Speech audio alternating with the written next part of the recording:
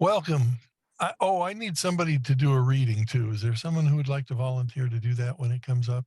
It's the Bill W. quote. Xander, is that you volunteering? All right. I'll do it, Catherine. Yes, sir. Xander's beat you to it there, Catherine.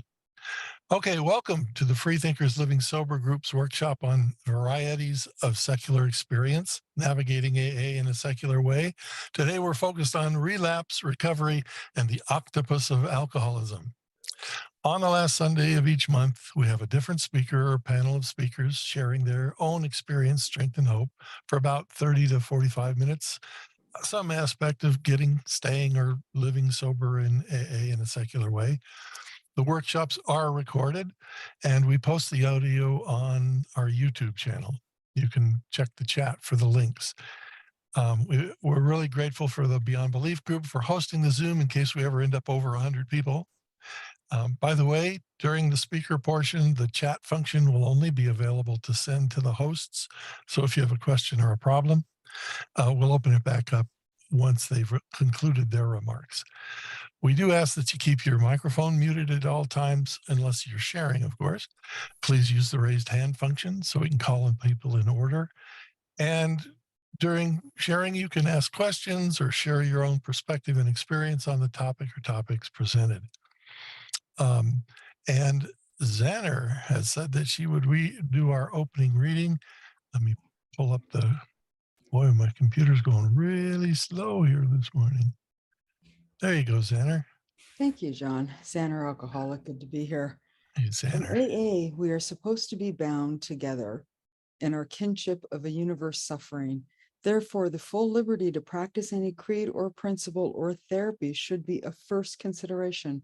Hence, let us not pressure anyone with individual or even collective views.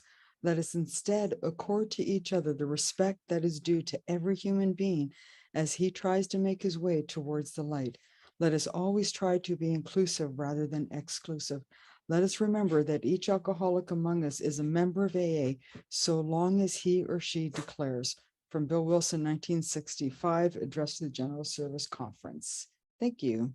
As freethinkers, we aspire to open-mindedness and to appreciating the sharing of others, particularly those with whom we disagree. We ask only that everyone share without attempting to dissuade, argue, or disrespect anyone else or their beliefs. As a group, we're secular. That is, we do not endorse or oppose any system of belief, nor do we have any quarrel with any form of religion. We also don't use prayers of any kind in our workshops or meetings. Our only wish is to assure suffering alcoholics they can find sobriety in AA without having to accept anyone else's belief or having to deny their own. Today, our workshop features a discussion on relapse, recovery, and the octopus of alcoholism. Our two speakers today are Carol J from the Freethinkers Living Sober Group and Mikey J from OMAGOD Group. I don't think they're related. After each of them shares for about 10 or 15 minutes, we'll open up the chat. Just a word about where this octopus reference came from. Back in the 80s, an old timer named Nick used to say that alcoholism is like an octopus. That is, that it has many arms. And he always seemed to imply that not dealing with the arms of alcoholism could ultimately lead you back to drinking. So watch out. I have thought of a couple of questions you might want to think about, like what exactly is recovery? Is AA about recovery or only about not picking up? Or is it more about finding your way through the mass of other survival and avoidance techniques we learned over the years of our substance use disorder to find a better way to live and a road to peace and serenity internally? When does relapse start? When you pick up a drink or a dry good, or at some point prior to that? Anyway, without any further ado, let's turn to our speakers and hear what they have to say about relapse, recovery, and the octopus of alcoholism. Our first speaker is from our group, Carol J. Carol, it's all yours. Hi, can you hear me? I can indeed. Okay, we're good. My name is Carol Johnson, and I'm sober today.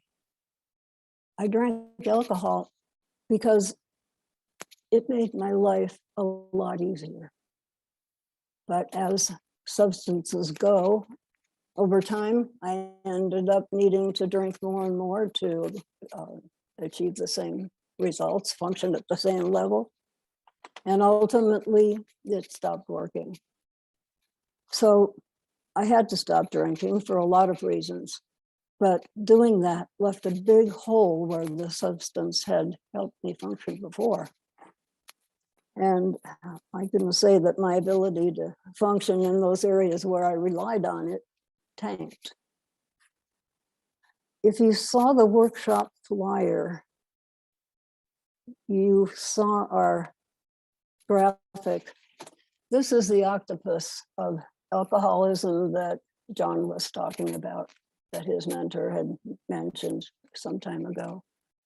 And what we're trying to show here is, in my experience, I'll start there.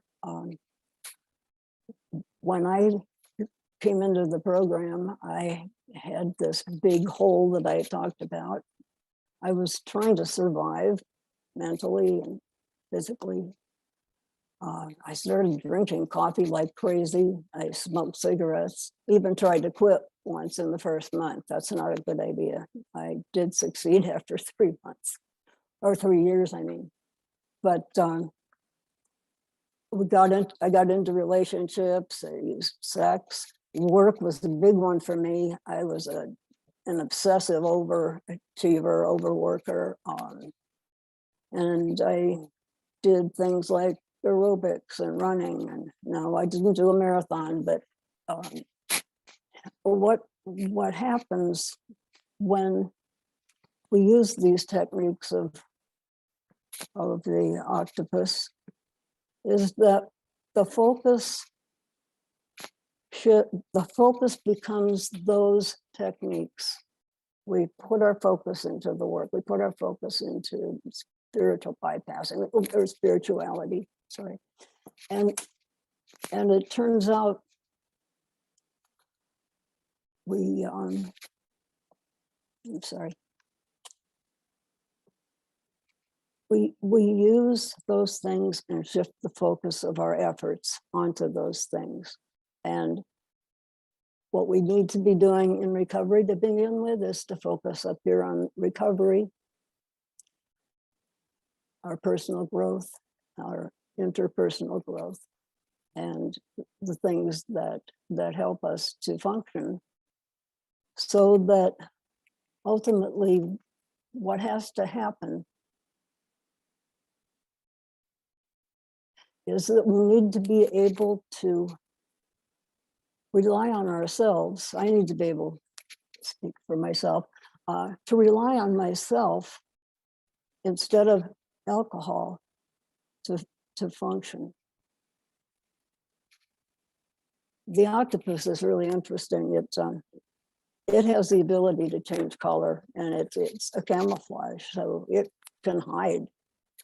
I would have given anything to have that ability when I first came into the program. But I didn't get that gene, so I had to do it differently. When I entered recovery, that was in November of 1980, I felt miserable, physically, mentally. I was ashamed of the things I was doing when I was drinking. I had no confidence in myself whatsoever.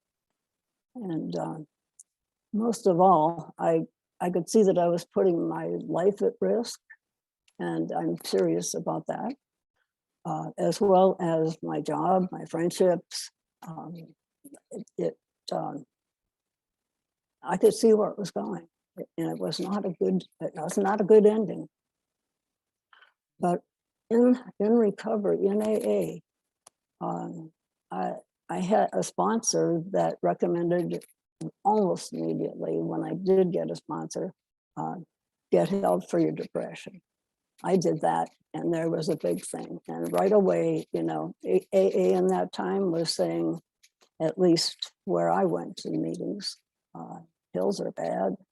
I actually knew better because my education had cleared me of that one. I started seeing a psychotherapist who helped me a great deal, and mainly to reimagine myself or my self-image more closely, to correspond more closely to reality. I also had enlisted the aid of a psychiatrist who he began treating me for attention deficit, which turned out to be the source of a lot of my problems. And that medication helped me and gave me a foundation on which I could start to grow. My communication improved, and he had me go to a plethora of activities and a lot of educational tools and things to enhance my interpersonal communication skills and my social skills, which were lacking because I had used avoidance as a technique to deal with those things that I wasn't doing well. I was able to set my ideological differences aside for quite a while, and I had the good fortune in the 90s, or no, late 80s, of attending a meeting where I met the woman whom I now share my life with, and that was awesome, a plus for AA. And so together we attended meetings and just different roundups and different larger events that I probably never would have done on my own. And at the turn of the century, I retired and we moved to Fountain Hills. It was a long drive from any familiar meetings. So I started to realize that I had a pretty negative attitude toward the program, and it was starting to fester in my craw, and I was pretty happy to be free of that dissonance, cognitive dissonance between my atheism and the religiosity of the program. So I stopped going to meetings. Then on a trip to Europe, a waiter in an Italian restaurant placed a couple of operatives uncomfortable for a while. I thought that was good. We need to find meetings where we feel safe. When I went to meetings, I never felt, until I got to the secular group after 35 years of experience in the program. I learned that it was okay if I said something and it was pretty stupid, that over time I'd build an account that had a positive slant to it and everything would be okay.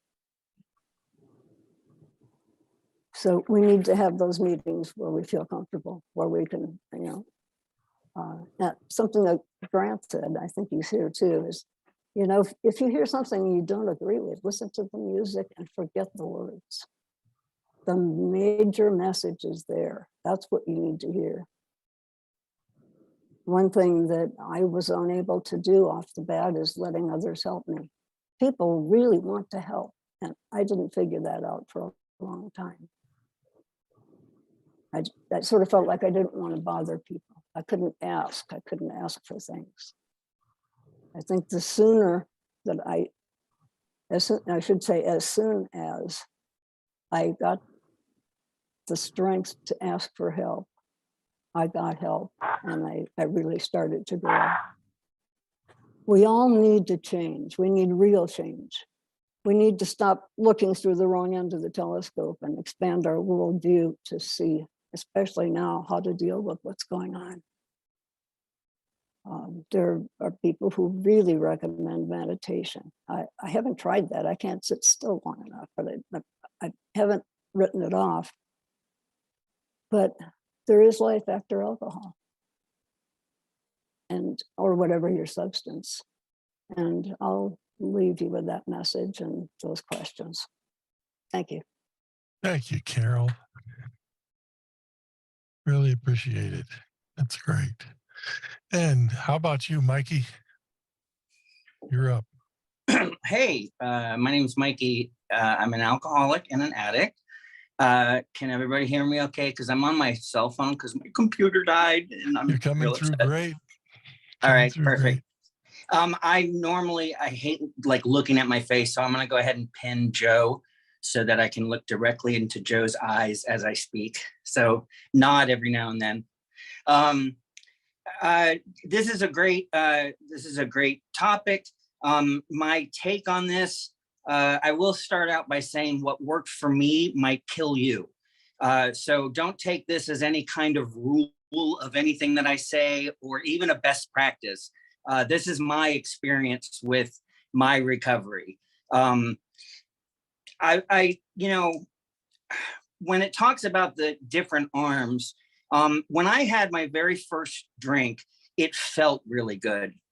It physically, it felt really good. And I felt like I was laughing for the first time. I mean, it was just such a wonderful feeling.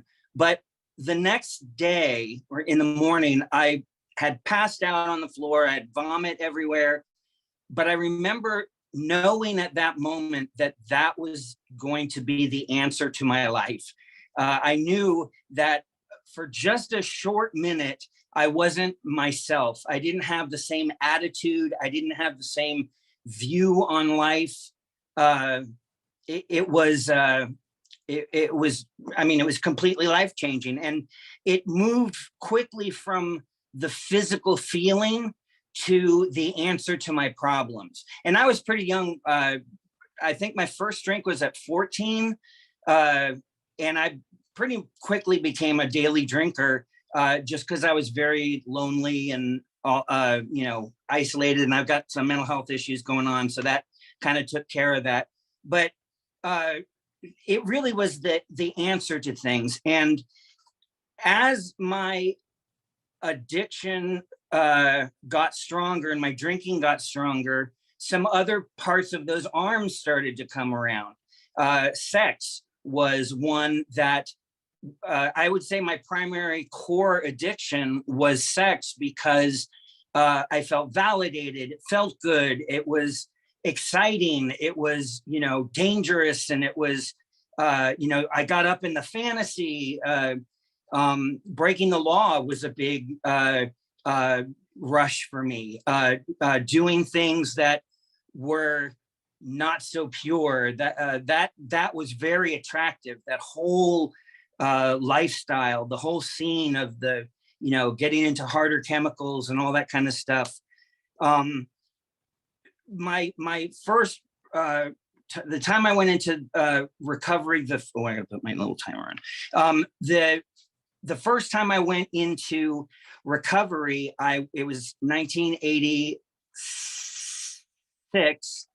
I was 16 years old. I was in a treatment center, and my very first relapse was I went out on a boat, and it was like a wedding boat, and you go out into the middle of the ocean and you can drink. And I was quite happy about that. But I was sober, and I'm like, I got to stay sober. And they passed around champagne flutes to toast the bride. And I'm looking at this champagne flute and I'm thinking, I don't want to be rude. I should show, respect.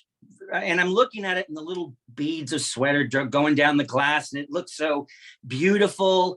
Now, meantime, everyone has toasted and drank, and I'm still standing there looking at my thing saying, I shouldn't be rude. I should definitely toast the bride, but they're all gone. And I'm still looking at it and justifying how I can take that drink. And eventually I did. That wasn't my first relapse. It was, I'll skip a lot of the relapses and I'll come to this last one. The last time I relapsed, it was on wine coolers, and I had never had a wine cooler before. I was, like I said, I wanted the hardest and fastest. So it was Jack, and that was it, and then on to other things. But I had 3 years of sobriety, and I remember watching these Bartles and James commercials that would come on, and I don't know, it looked neat. It looked like the other side of drinking, where you're like sitting on the porch drinking a beer and watching the sunrise. I never had that. I was always face down in the beach. So when I I remember thinking, you know what, it's got like 2% alcohol or 4%, but I didn't even know. I'm like, it can't be that bad. And I remember walking down to the Chevron to get them. And as I'm going, I'm kind of going, oh, I've been sober for 3 years, but I kept shushing that voice out because I really wanted just to taste it. Just what does it taste like? I don't know what a Zima is. I don't know any of these things. And I remember I drank. I brought 4 home, I drank them, and then I went back to the Chevron and I got another 4. And within 3 months, I'm doing meth. It was pretty quick. And all those things they talk about relapse, how while you're in a meeting, your disease is in the parking lot doing push-ups, I found is very, very true. Every time I relapsed, it was always where I had left off or worse.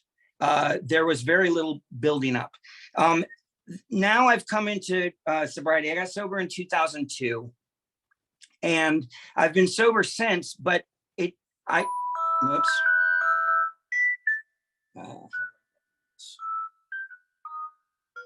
There. Am I still here? Can you still hear me? Okay, cool. Someone called me. How rude to have friends calling you. Now I've totally lost my train of thought. Oh, okay. So I came in, and it, as far as like quitting smoking right away, one of the things that I was told, and I'll never forget this because I used it.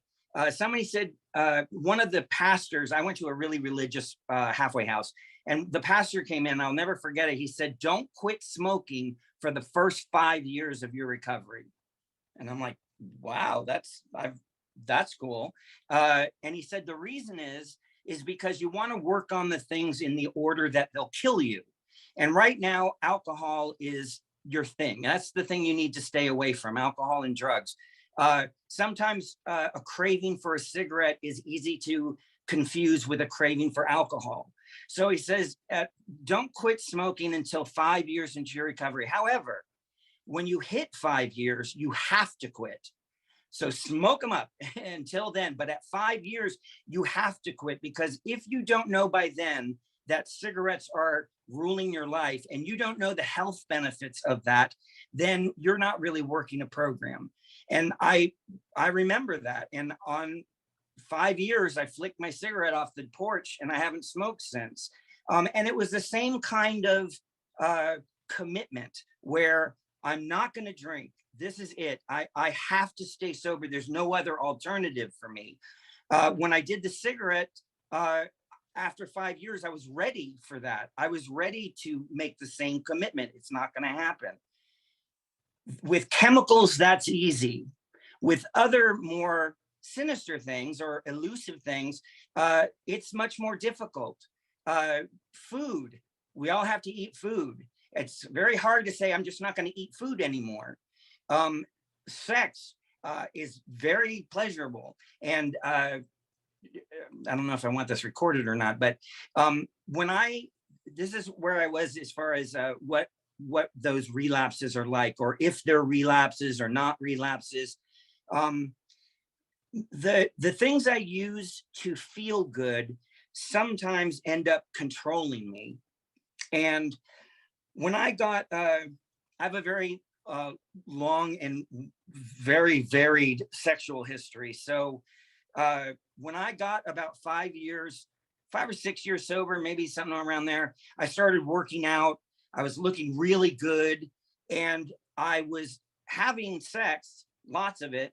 And I got to the point where sometimes I was having sex with people I normally wouldn't have sex with, but I just kind of wanted to have sex. So I would, that kind of thing. And then I'm like, I was,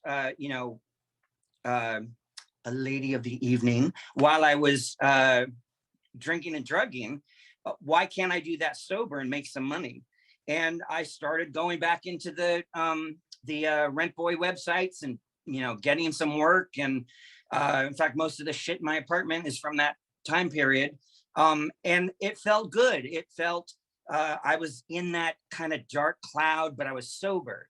And it was different. It was awesome for a while. But again, it started ruling my life. And as far as do we reset our day count because of that, I think one of the worst things that AA has is the chip system.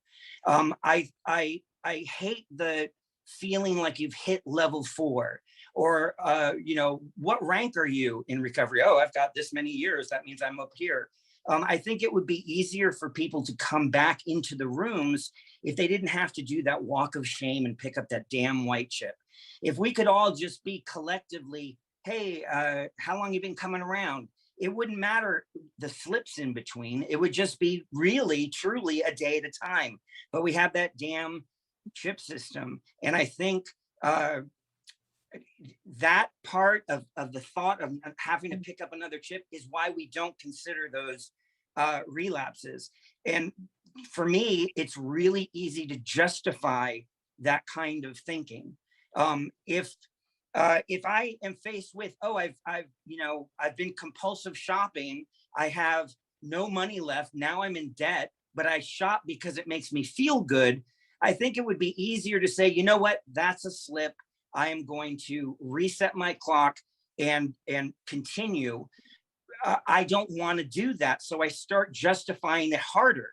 I don't want to, shut something off. So I start telling myself shit about how this is okay. You can just cut down, all of that kind of stuff. I have an itty bitty shitty committee that's in my head, and it talks to me in my voice. One of the nicest things I ever heard in recovery was that you don't have to believe what you're thinking. That never occurred to me, that the thoughts in my head, I didn't really have to believe them. We mentioned meditation.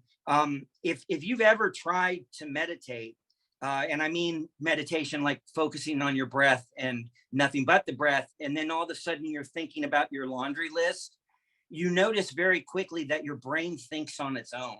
It doesn't need me. It doesn't need me to direct the thoughts. It doesn't need me to come up with the thoughts. They just float to the top, and I kind of follow them. Meditation has been one of those things that has really been the answer for a lot of these octopus arms. It brings me back to the moment.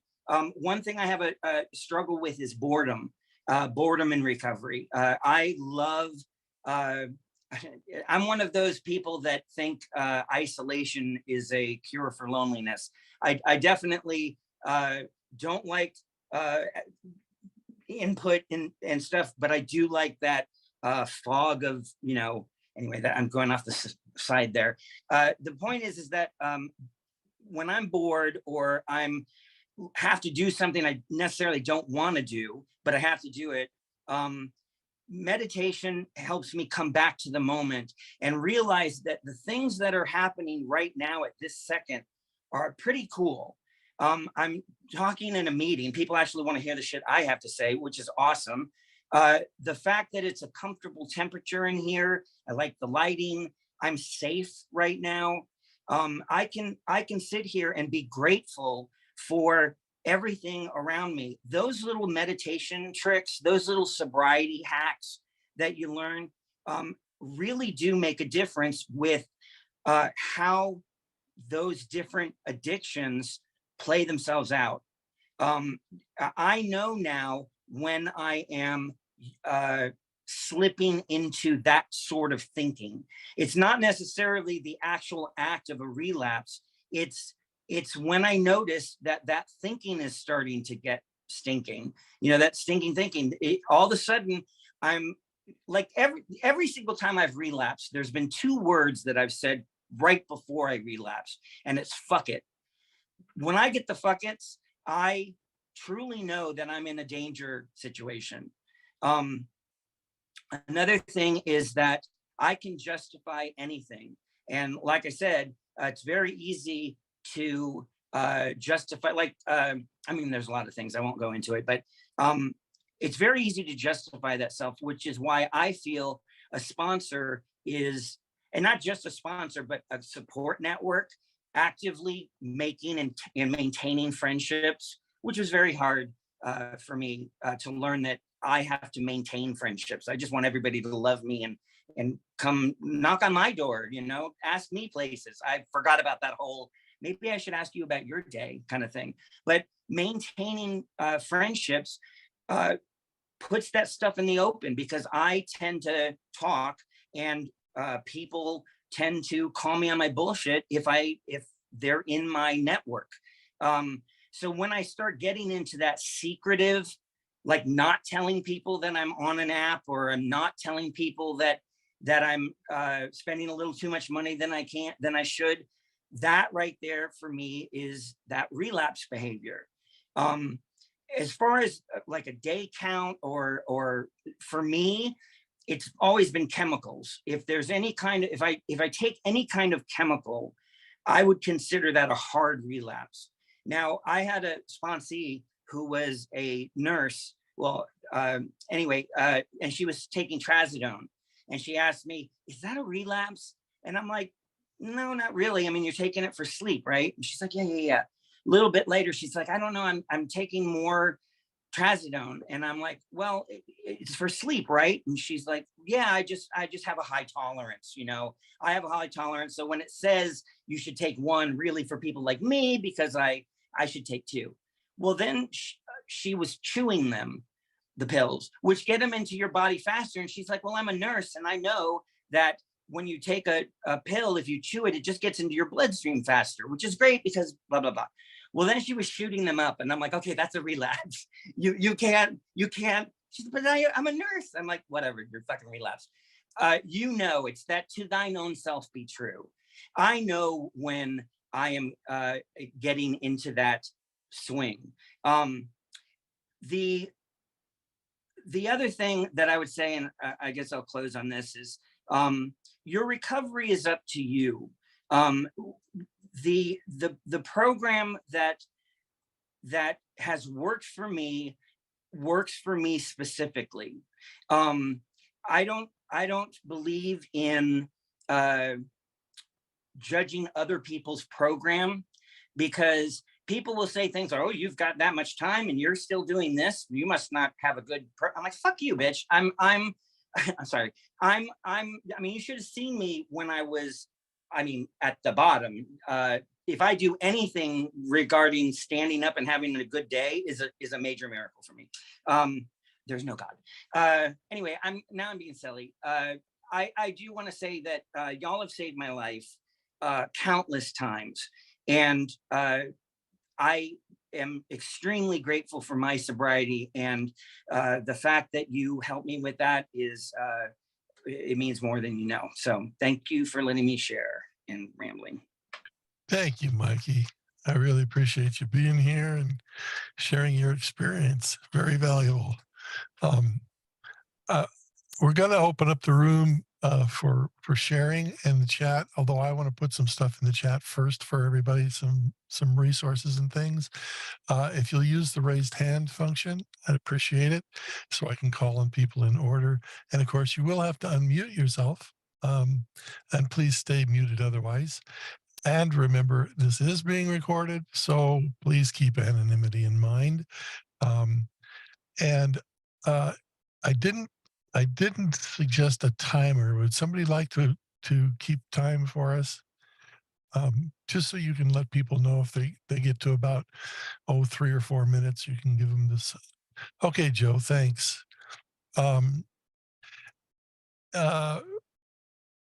Remember also, we are a Freethinkers group, so we aspire to open-mindedness and appreciating other people's sharing, even the people we don't agree with, maybe especially the people we don't agree with.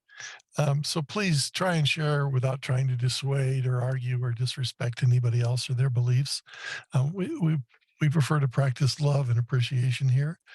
And the last thing I want to say before I open it up is that the next Varieties of Secular Experience will feature Jeffrey Munn, who wrote Staying Sober Without God, which many of us have found very helpful. So I hope that you'll join in on that conversation. And without any further ado, as they say, or as I say anyway, I want to open up the chat here, make sure that people are able to do that. And I'll call on Heidi in Texas. Hi, I'm Heidi, alcoholic in Texas. And I want to say thank you to both Carol and Mikey for your talks. They were very good. And Mikey made me think of something that I didn't realize. I thought I've been sober for like a year now, and I thought I was doing really good and on the winning streak. But now I realize that there's these other behaviors that I'm doing that don't have anything to do with alcohol. So I guess I have to start back over from the beginning and take a look at these other things. So thank you, Mikey, for taking away my feeling of winning and having to go back to the drawing board. Okay, thank you. Janice in New Mexico. I think I'm still high spotlighted. Oh, Yeah, don't look right. at me. You are. I'll remove your spotlight. I'm Janice. I'm an alcoholic. Hi, Janice. Both great talks. Mikey, when you talked about the cigarettes in the 5 years, one of the problems I've always had is problems with my weight. And I waited 5 years basically until I got to the point where I thought, that when I went back to Weight Watchers and obeyed the rules and went and weighed every time, not just when it was convenient, because I was a life member. And that meant that I didn't have to pay if I missed meetings. And when I started this, I said, okay, so what are you going to do if you have a really bad day? You're going to drink or you're going to eat. And of course, you're going to eat because you can take it back off. But there I have, I've had other addictions as well that took longer. I got the weight off and I've kept it off now within about a 10-pound range for 10 years. So that's, for someone like me, that's really good. But it's taken a lot longer to rein in the spending. And I'm still not perfect, but I'm certainly way better than I was when I started this. But it's funny because chips were important to me. That first year, I carried them all. And I got sober where there was a good deal of money, so I got chips for every meeting I went to.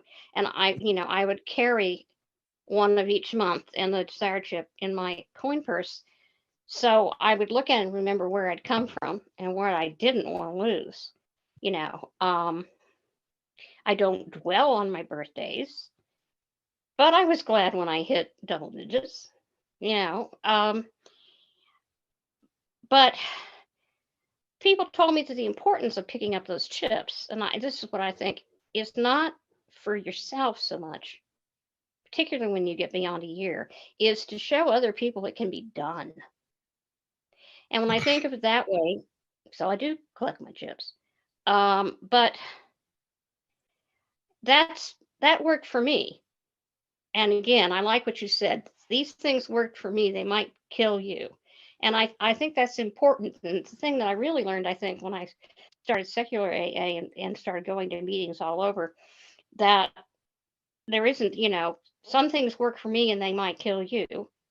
And that when I look at it now, having started secular AA in 2020, that I have a better understanding of what it is, I think, to be sober, and that it's none of my business how somebody else does it. And that's the gift to think that way, I think. But I am I've been having some trouble in the last couple of weeks. I'm going to have to talk to somebody in secular AA about this, not in my traditional meetings, that I'm getting really, really tired of, oh, woe's me, and everybody who's had a trauma in their life calling it PTSD, because it's not true, and bashing the big book, particularly women. The women's groups are beginning to and I got sober in a women's group. It's just it's awful. It was written by men, so it was men-centered, et cetera, et cetera, et cetera. Really good excuse not to get sober, as far as I'm concerned. I got sober in traditional AA. That's all there was. I do not find most of the big book offensive. Parts of it I do. Parts of it are totally outdated. But I'm really tired of hearing this. It's sort of like, okay, it's worked for millions of people. Maybe it won't work for you. But I want to hear about people's experience, strength, and hope. I really don't want to hear about what you think about a book that was written in 1939. And I'm getting a lot of that. So anyway, I'm glad to have heard you all, and I'll see you at OMAGOD. And that's all I've got. Thanks, Janice. Catherine. Hi, I'm Catherine. I'm grateful to be sober today. Thanks, Mikey, and thanks, Carol. You both did a great job. I don't think relapse is just about picking up. I think it starts a long time before we pick up or we start practicing these behaviors. And recovery is a thinking process, and relapse is well, for me, it was a lack of thinking process when I relapsed. But really, when my relapse started was probably the first time I came to AA or first time I got into treatment, because I really did not acknowledge to my innermost self that I was alcoholic until I relapsed after 3 years. And then it became really obvious to me. I was really willing to look at that and say, okay, I can see this now, because I just wasn't willing to acknowledge it before. I would acknowledge it at meetings and stuff, but I really wasn't acknowledging it to my innermost self. And so, I think my relapse started a long time before my relapse. And I have to always keep that in mind, because I do get into some of these other behaviors early on in my sobriety.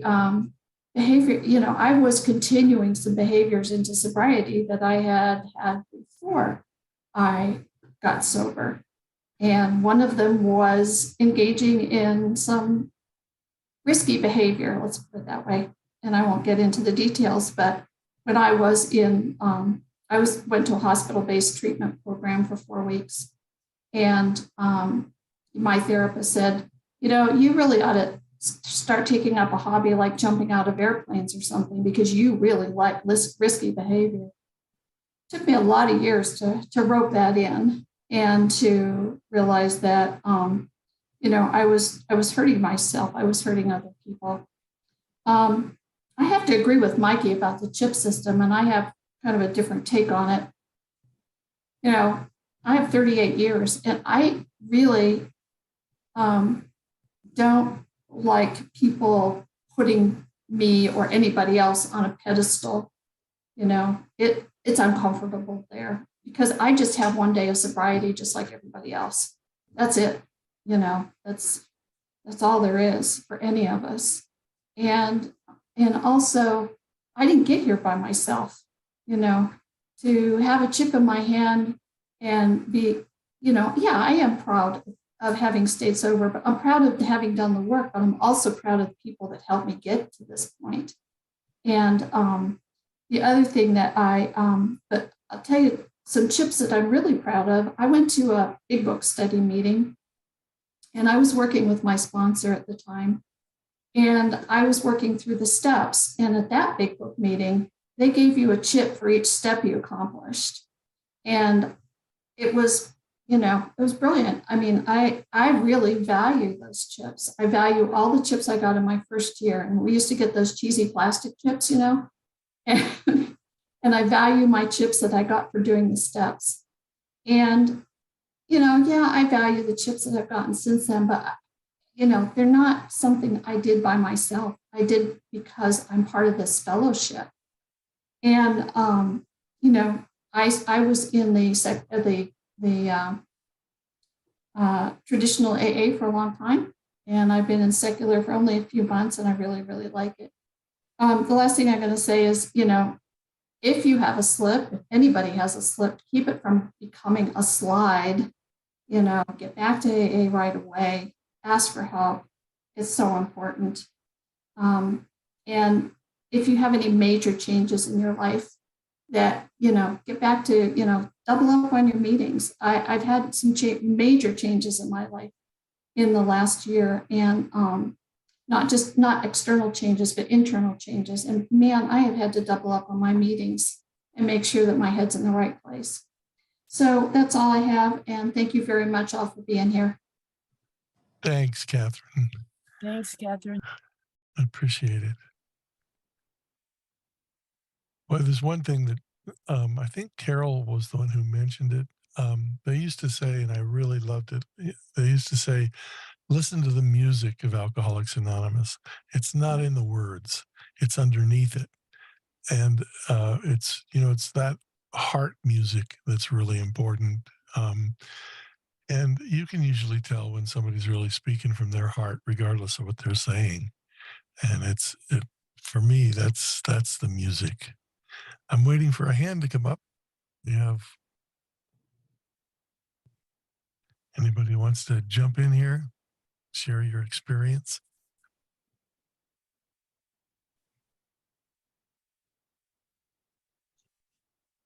Joe. Oh, I guess. I think Dave nudged me out by a hair. Yeah, Photo I finish. We're going back to New York for this. think Yes. you're right. I think I'd rather hear from Dave anyway. So. Well, it's too bad. I'd rather hear from Joe, but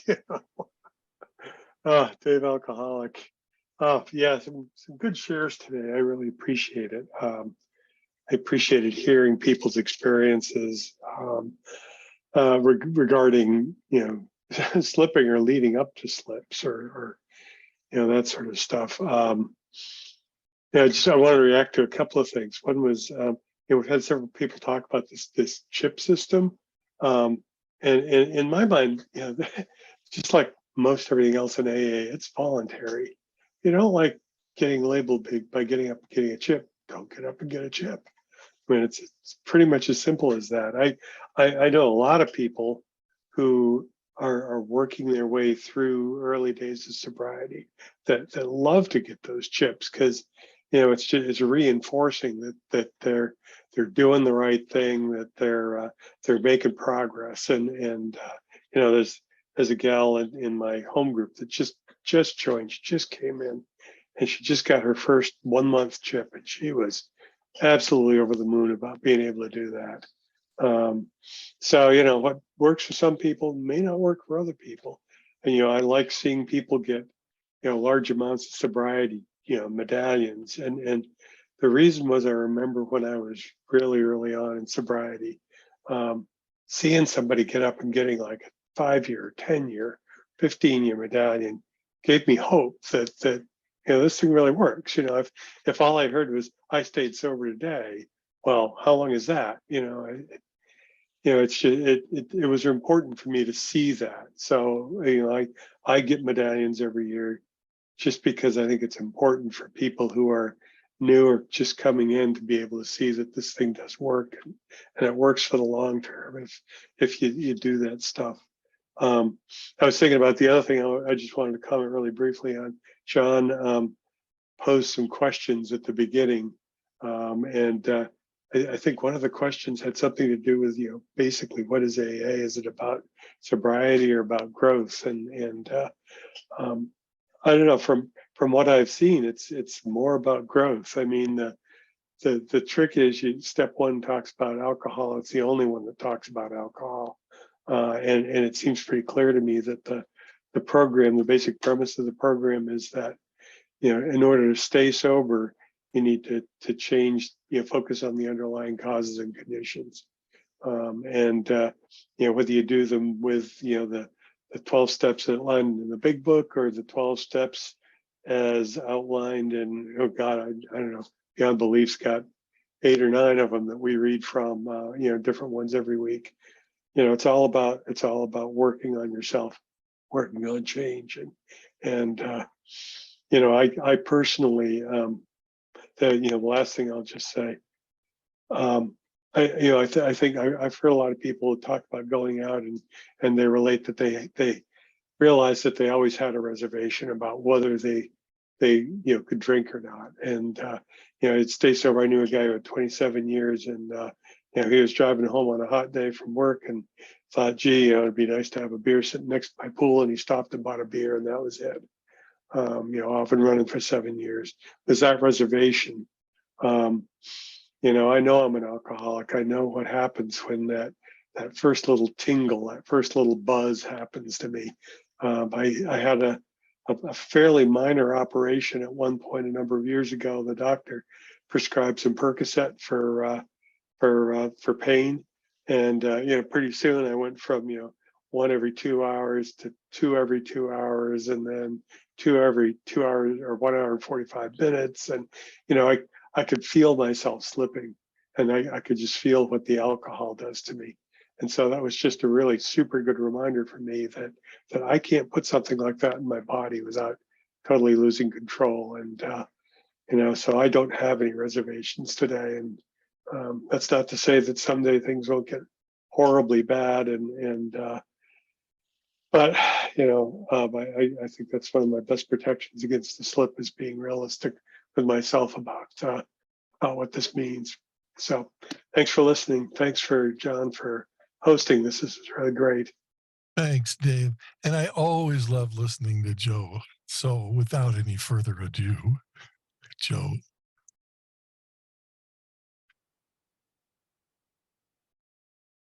You got to unmute though, buddy. Yeah. Hi, everybody. I'm a lousy timer, by the way. Never pick me for timer, because I'll do the time, but I just won't interrupt anybody. So next month, we'll have a better timer.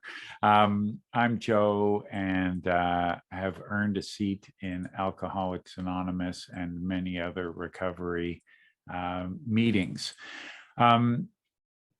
What a great Freethinkers meeting, just a sharing of ideas and perspectives and personal experiences. I really, both listening to Carol and listening to Mikey, could have done that for a weekend instead of, it just seemed to go by so fast.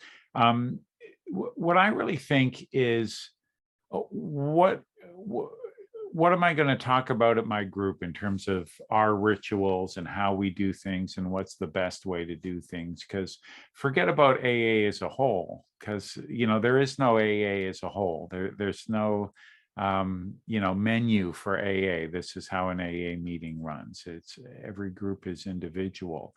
And but it's good when we find that certain things irritate us. Doesn't necessarily mean it's the wrong way to go, but what does that tell me? Mikey was talking about mindfulness. Bang on. That was amazing. And because so I'm irritated. What's that about, right? Like it might be very educational for me. And here's some things that I've seen that I think are sort of useful. Like some groups, they do whether they do the early months or that sort of thing, they'll ask who here has 1 year or more of continuous sobriety, and you see, like if you're new, this works. That's like a lot of people. That's I think that's all that need be said. Like I've often joked, nobody wants what I have. Nobody comes here for the 45-year plan, right? That's not what anybody wants when they come to Alcoholics Anonymous, is to never drink again for 45 years. You can be off of 2 double homicides in less time than that and be back to the life you want and deserve. And so, it's almost a bad example. I like what Al-Anon does. Nobody gets a beginner's chip because they shouted at their child, or because they were trying to control their home group, right? They just find their equilibrium and continue on. And in AA in Great Britain, I noticed when they do their membership survey, they ask, how long have you been around and how long have you been sober?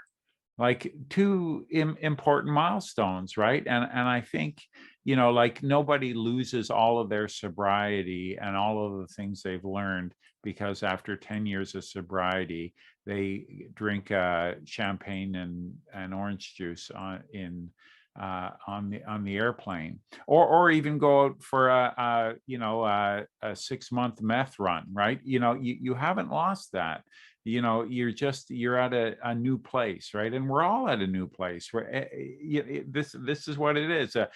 You know, like what I've learned in 45 years won't sustain me in my 46th year, because there's going to be new things to consider, right? Nothing in my sobriety prepared me for a pandemic, right? We were all on equal ground there. So yeah, I think you know, how long we've been around is maybe more important, and but I don't think that's the rule for AA. But I think maybe at my home group we'll have a little group conscience about that. Thanks, everybody. Thanks, Joe. Thanks, Joe. Hey, Tim, how is everything in Ustiwa? Oh, it's a pretty day in Ottawa. Might be a little warm, but it's pretty good. Um, the thing that jumped out at me, you know, listening to both the speakers, is this issue of our various other addictions. You know, we all have some of those. You know, I struggle with overeating. I struggle sometimes with wallowing and poor little me attitude. I sometimes struggle with wallowing in anger. All of those three things can be very dangerous to me. And the speakers mentioned sex addiction. I think they mentioned shopping. And Mikey mentioned smoking, stopping smoking at 5 years. I'm wondering how you meld that kind of total abstinence that we try to embrace, most people in AA, with alcohol, which seems to work for me, and I hope to continue that and stay on that straight and narrow path of not drinking. But how do you intersperse, you know, this degree of mindful day in, day out moderation control of some of these other addictions in your life? Would be kind of my question. Thank you both for speaking today. Thanks, Tim. I'm John Runyon. I'm an average alcoholic. And as you know, when I was in the early days, they used to say the rule is leaders lead and speakers speak. So as much as I try to butt out, I do have to say, I used to sponsor, I was in and sponsored in SLAA, which is Sex and Love Addicts Anonymous. And I hear all these people talking about all these different addictions and whatnot. And I've begun to question whether or not some of these things are actually addictions, or just simply, is it the same thing, an addiction, the same thing as a compulsion? I think when we had the workshop with Carl, Dr. Fisher, I think some of that was brought up. Like, and I think it's a really interesting question, because in SLAA, you don't abstain. You find out what your bottom line behavior is and what drives that kind of. What I had was this compulsion, and I was able to moderate my behavior, and in working with others, one of the things that was really difficult was finding that, what are your values? What are your underlying values that are important to you? Not the ones you learned from the culture or your parents or whomever, but from deep within. And to me, that is what recovery is about for me, is that finding that place within where I can actually learn what is important to me, what are my values, how do I want to walk in the world. And it took me a long time to work through some of that stuff, and I did a whole lot of the arms of alcoholism frankly.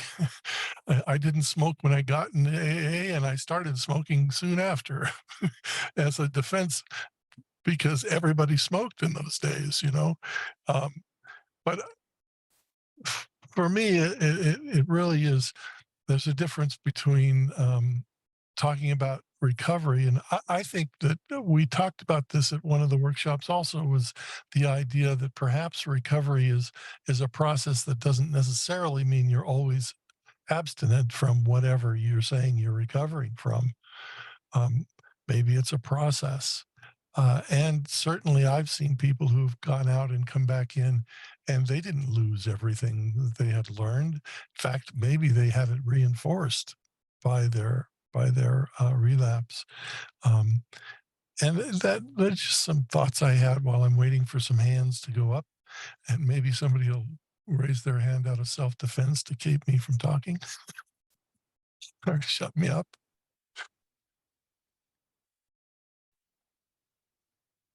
I can speak to that question actually. As far as whether or not an addiction is addiction or a compulsion, I will say that I have never known powerlessness like I have with sex addiction. It is a very real thing.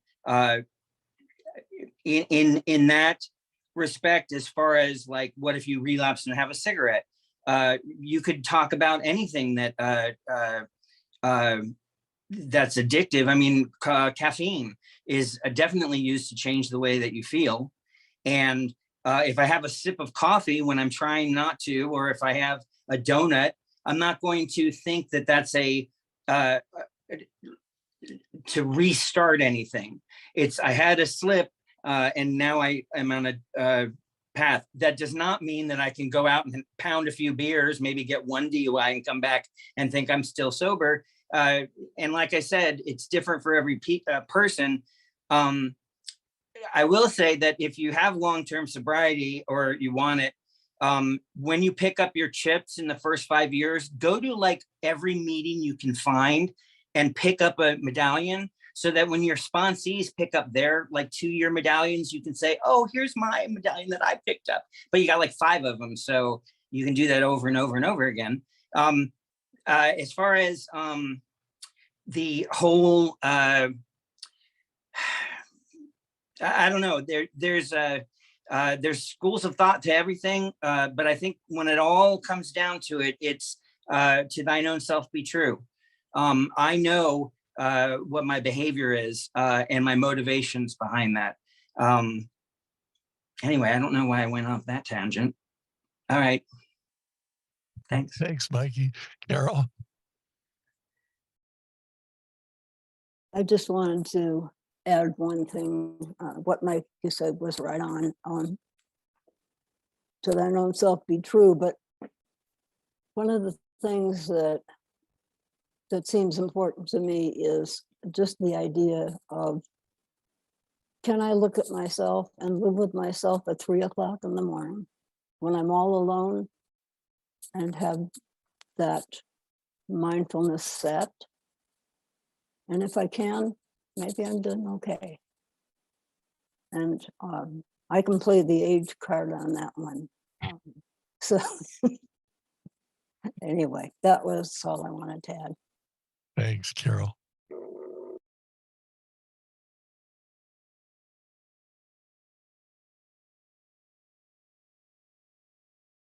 Anybody else have something they want to add?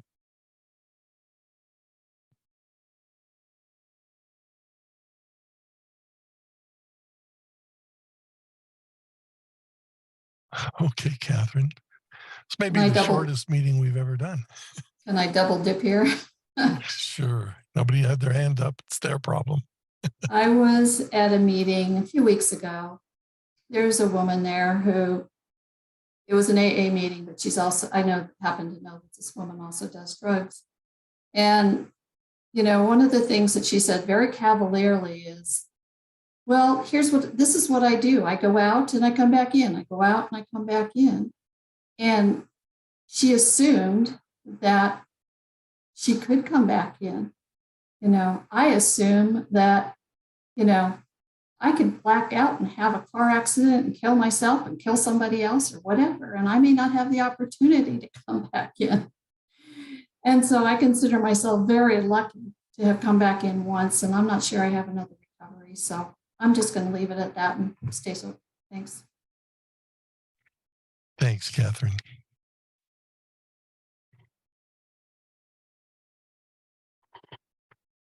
Janice.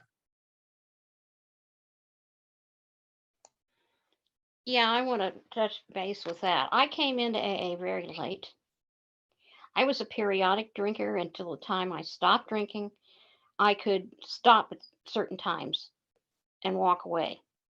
So if you're like that, it takes you a while to get here, but also it makes it very dangerous. Relapse, very, very dangerous, because you might be able to go out for a while and not get totally blotto. And but eventually that would happen. And I'm not willing to take the risk that I can't get back. I used to hear people say in meetings, you can't really be sober if you don't go out, and you relapse once, you have to relapse to, and it's like, oh, that's a bunch of bull crap. I don't think you have to. If you do, then you should get back in the door as fast as possible, but I'm not sure to get back in the door. And it is not worth, I listen to people who say they were sober for any amount of years. They stopped going to meetings, they stopped doing service work, they stopped participating in the fellowship, but then something awful happened and they were right back to the bottle, which is why I keep coming to meetings, doing service work, and staying close to the fellowship, because I don't think I'll get back if I went out. That's all I've got. Thanks, Janice. Randy. Hello, I'm Randy, alcoholic. Hey, Randy. Hi, everyone. I've enjoyed the talks and the speakers, and I think there's some wonderful topics being touched on here. As far as chips, I think that they show success for the group as well as for the individual. I got a 33-year chip this past March, and it didn't surprise me to get it. And if I'm alive, I think I'll get a 34 next year, because I know how to stay sober. I didn't have a damn clue how to live sober when I got here. And a 6-month chip surprised me a hell of a lot more than that 33-year chip did. And I tried to, read the room and see who is there. And if there's young people or somebody just coming in, I try to assure them that I didn't come into AA and pick up a desire chip with the thought of what it was going to feel like to get a 33-year chip. Neither did I live my life before I got to AA thinking how my behavior was going to fit into either an alcohol rehabilitation or a drug rehabilitation, whether it was going to be NA or AA or whatever. I just lived out of control and did everything to excess. And when back in the time, I hope we're past that, when people said, if you're going to talk about drugs, get out of our AA meeting. Looking back at my career, I think almost all the drugs I did was so I could drink more. I could stay awake all night doing crystal and cocaine and shit and drink twice what I usually did. So, I'm not proud of that behavior, but I am a person that thinks that if you've been in AA for a while, you don't lose what you learned in there and the experiences that you had if you go back out. And somebody had to plant a seed with us before we ever got to our first meeting. And you have a heck of a seed planted if you've been in AA. And you come back in and you see these people that maybe you don't agree with everything they say. You may not even like them, but you're the one that went out, and you come back in and you see these people that stayed sober, and you know something is working for them. I'm glad to know what I know about staying sober. I had so many addictions. I grew up in Durham, North Carolina. You had to smoke cigarettes by the time you were 14, or they talk shit about you. Everything from cigarettes to every kind of drug they had invented before I quit. You mentioned wine coolers, one of you. They hadn't invented those yet when I quit drinking, and that's all right. I don't think I'm missing out on anything, but I know what every substance that I've given up, I know now that my mind goes through the same frame of mind. And it's usually like, well, I couldn't imagine life without this thing, a cigarette, alcohol, speed, whatever. And then you find out that after you get over the physical shit, then you've got some more mental addiction stuff to deal with. But eventually you realize you didn't give up a friend, you gave up something that was killing you and destroying your health. And there is life after alcohol, sex addiction, tobacco, all of these things. And it can be a wonderful life. And I'm glad to know, I'm glad for my AA education. Thank you for listening. Thanks, Randy. Yeah, they used to say, you know, there's nothing worse than a belly full of booze and a head full of AA. Susan? Absolutely. Hi, I'm Susan in recovery from everything. Such a lovely meeting. I thought I almost missed it. I like this Varieties of recovery. I have to say, for me, seeing people, if you had a year, you were like a Martian to me, like a Martian. I couldn't believe it. I couldn't go 2 days. I mean, it was unthinkable. And I was certain the program wouldn't work for me. You know, I came up through the religious AA because I didn't know you all existed. Best kept secret in Manhattan, by the way. And they used to read this thing, and I'm going to quote horribly, but there are those unfortunates that can't get it. Oh, you know the one. And I said, that's the loophole. That's why this won't work for me. I'm one of those unfortunates. So I do like seeing people, whether you raise your hand who has a year or more or taking chips, either one, that did accumulate some time, because seeing people going a year was very encouraging for me.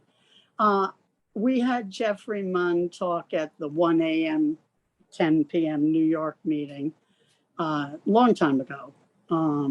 And somebody asked him in the Q&A, what do you think about time counting, or however they phrase it, you know, counting time. And he said, an interesting party trick is what he said. So I think that's interesting.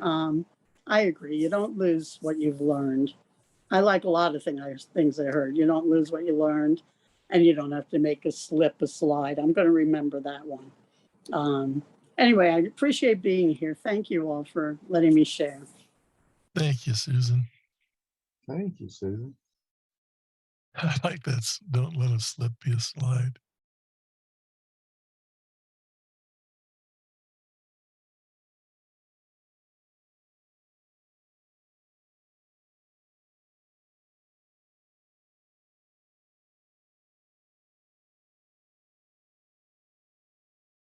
Hey, Dennis, do you have anything you'd like to add? Okay, thanks, John. I'm Dennis. I'm an alcoholic. Hi, Dennis. Grateful to be here and be sober today. You know, interesting. One of the questions was about when does a relapse start? And because I had an experience with relapse after about 14, 15 years in AA. I started in 1983, and then you know, but a couple of years prior to the relapse, it was kind of a, you know, I was sober in the sense that I wasn't drinking anything, but emotional sobriety was nowhere in sight. It was, and I ended up in kind of a dry drunk syndrome and explosive anger, and ended up in jail. And that should have been a clear warning that things weren't going right, but I ignored it. And so it wasn't long after that, a couple of years, I guess, that I did start drinking again. And the compulsion to drink starting up again after that time seemed even worse than even stronger than it had been before I got there. But, and I think a lot of things that had to do with it were resentment and that had to do with the pre-relapse and the relapse, and trying to blame others for decisions I'd made myself, things like that. So today I know that, staying on an even keel emotionally is certainly important, and taking responsibility for my own actions, my own thoughts, and what I do. Is the minute I start feeling sorry for myself or seeing myself as a victim, I know I'm headed for trouble. And so I was fortunate. I was able to get back here after, I don't know, I was out about 4 years, I think, before I came back in 2001. So it's been just a little over 20 years now. And, I shared once at one of our other meetings a month or so ago, a friend up here, a friend and neighbor that talked with a lot about recovery, and he relapsed and died as a result of it. And so you don't always get back. And that's, anyway, that's all I have. And, but for me, I think that, the relapse can begin a long time before you actually pick up the first drink. So grateful to be here. I'm grateful that you're all here. Thank you. All right. Thanks, Dennis. Well, I want to thank everybody for being here. And I really appreciate all of the comments and everything. Our next workshop will be with Jeffrey Munn. Somebody mentioned him. And if you have feedback or anything for our future workshops, just let us know at our email address. It's in the chat. And remember, the opinions expressed here are strictly those of the individuals who expressed them. What you've heard here was spoken in confidence, and it ought to be treated as such. We share to help ourselves and each other, so we welcome everybody's experience and strength and hope. And many of us have found that when we consider what we've heard with an open mind and heart, we gain a better understanding of ourselves and each other. So we also learn how to handle our day-to-day problems better. At least I have. Since members often share both trials and triumphs with each other, please let there be no gossip or criticism, but only love and appreciation, understanding, and companionship. And what we typically do to end our meetings is we unmute and we share the responsibility statement. Who is responsible? I am I am responsible. responsible. Responsible. When When anyone anywhere reaches out reaches for help, I I want the hand of AA always to be there. And for that, I I am am responsible. responsible. Yeah. Next rehearsal will be same time next month. Follow you the guys bouncing really need ball. That's hilarious. Rehearsal doesn't seem to help. Thank you, John. Bye, everyone. Thanks, everybody. Thanks, Mikey. Thanks, Mikey. Carol. Thanks, Carol. Thanks, John, for your service. Thanks, everybody.